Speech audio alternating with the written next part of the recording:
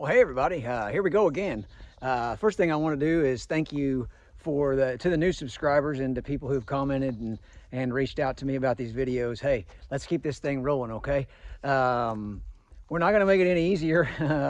I decided if we're going to do this thing, we're going to do it. So today we're going to talk about scars. You have any of those? Emotional injuries. How about that? And trauma. Oh wow. Well, yeah. Let's just go right straight into the deep waters. So I think we all have those in one way or another, and some more than others.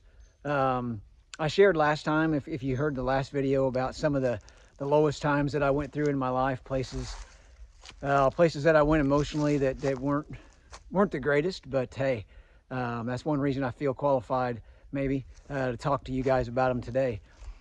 Those emotional injuries and those scars that we all have through life. Now, you need to read, if you're interested, you need to read the book or listen to it. It tells you a lot more details about mine. I won't go into a whole bunch of it here, but let's just say, well, the title is Red Is Not My Color. So I was born with something that affected the way people saw me. And it was difficult as a kid. Now, I know kids go through a whole lot more than I did, so I'm not going to get off on that. But in many ways, it made me feel less than. It made me feel like I didn't have what others had. Or I had something others didn't have, and I didn't like it. And I didn't realize until, honestly, I mean, this is almost embarrassing to me, the last year or two, couple years, just how much that affected me. I mean, I knew it affected me, but I didn't know it still affected me.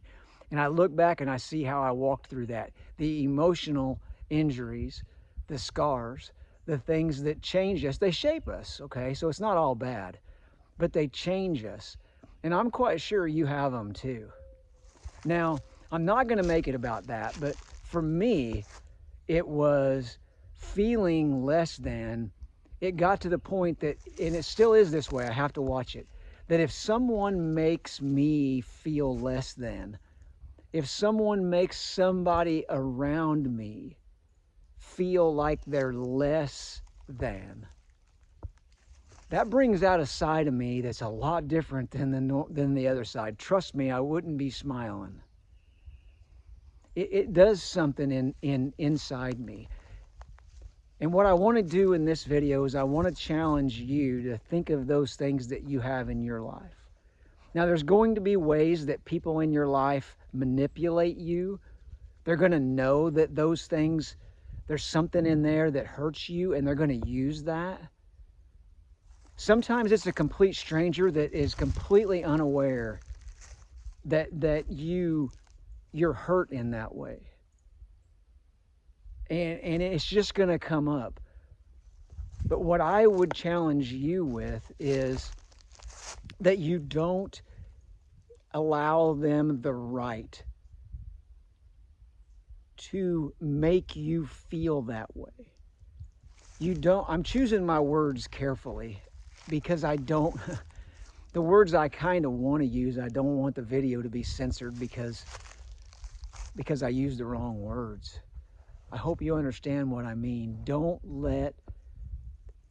allow people to do things to you, to take things from you, to treat you in a certain way where you are less than. That trauma becomes even more real. That those scars become open wounds again. You allow them to do that. And I can say that to you because I was like that. I have to battle to not be like that today. And I'll just give you this insight to me because obviously I'm trying this YouTube channel. I'm not afraid to talk. But when I get really quiet, that's why. Because I don't want to say what I think I want to say. I'm not going to give someone the right to make me feel that way. It's very real. The emotional injuries and the trauma, it's very real. And sometimes it's trauma with a little t, not PTSD, not some major event, but a whole bunch of little ones. If you have that, don't be a victim, but don't deny the reality of it. So, as you know, this is a Christian channel, so I want to tell you today one of my favorite stories in the Bible. I'll tell you about one of my favorite stories in the Bible. Jesus had been on a boat in the Sea of Galilee, and he had sailed across the sea, and he got over to a place that's called the 10 Cities. I won't get into all that. There's tons of lessons in this, but I don't have time for all of them. Anyway, it's one of my favorite stories. 10 cities. He meets a man, actually, in Mark, in the 5th chapter of Mark, he talks about it. But in one of the other Gospels, it says there's 2 men. Doesn't matter. There were probably 2, but Mark only talks about 1. And he comes out, and he's not right? He has demons. In fact, Jesus talks to these demons. And they tell him their name is Legion because there's many of them. And they're just making this guy's life horrible.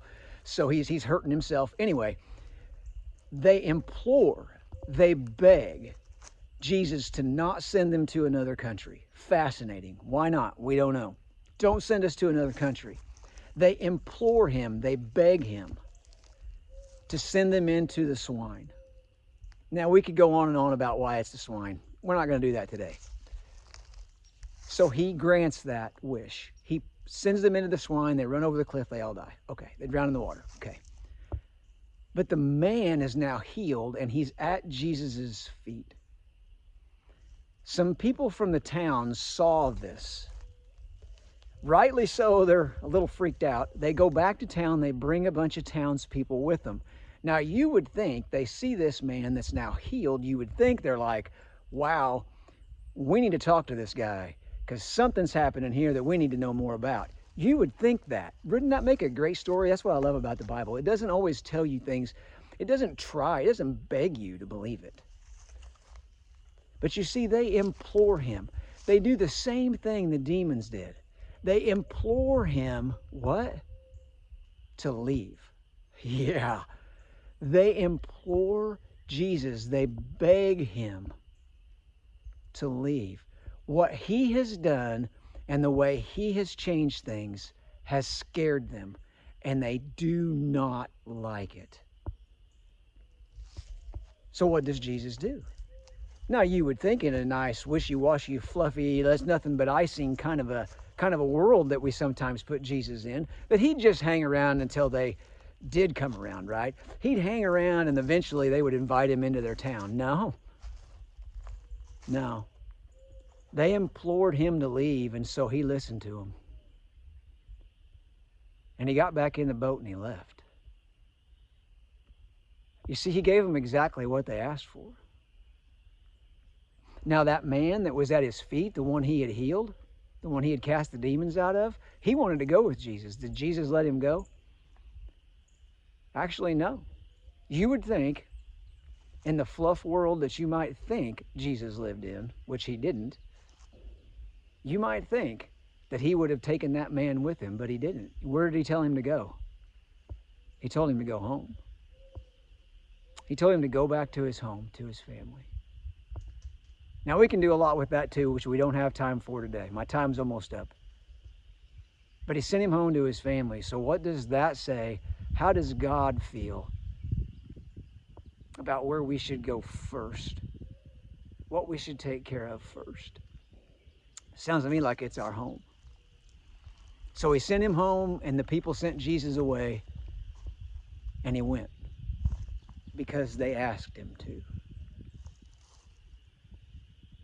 Now, we started this by talking about our scars and our emotional injuries, and we know that we all have them. Jesus has scars too. What will we do with the emotional injuries and the scars that we have? Are we too scared to ask him to help us with them? We're so scared of the change that he might bring to our lives that we tell him to get in the boat and leave us alone because we can handle it. We like our world the way it is. Thank you very much. Is that what we do? Because I think that this event in Jesus' life most definitely tells us that he does listen to us. And if we don't want him to be a part of our healing, if we don't want him to be a part of what we do, who we are, and the life that we choose, Well, he'll get back in the boat and leave. I don't know about you, but I don't want that life. He might bring a lot of change, but think about that guy that was sitting at his feet. Think about that guy. That's the kind of change I want. I don't know about you. So, that's me. That's today. That's part of my scars, part of my injuries, and part of my healing, but it wasn't easy to get here, but man, I'm here now. So, let's go. What's next? I don't know. Till next time, Mr. Odd, see ya.